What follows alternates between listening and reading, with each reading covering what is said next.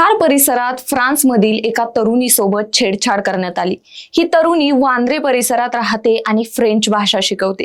गेल्या आठवड्यात ती खारमधील मैत्रिणीकडे गेली होती आणि रात्री 12:30 वाजता ती पायी घरी जात असताना स्कूटीवर आलेल्या आरोपीने तिचा पाठलाग केला।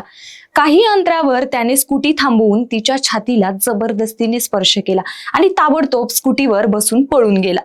घाबरलेल्या तरुणीने थेट खार पोलिसांकडे तक्रार केली। पोलिसांनी लगेच गुन्हा नोंदवला आणि परिसरातील सीसीटीव्ही फुटेज तपासायला सुरुवात केली। एका कॅमेऱ्यात स्कूटीचा नंबर स्पष्ट दिसल्यामुळे तपास वेगाने पुढे गेला आणि आरोपीचा ठाव ठिकाणा लागला।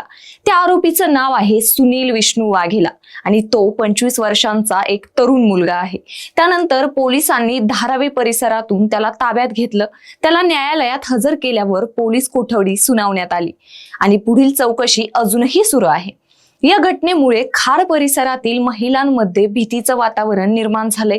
या प्रकरणाने पुन्हा एकदा मुंबईतील सुरक्षिततेवर प्रश्नचिन्ह उभं केलंय।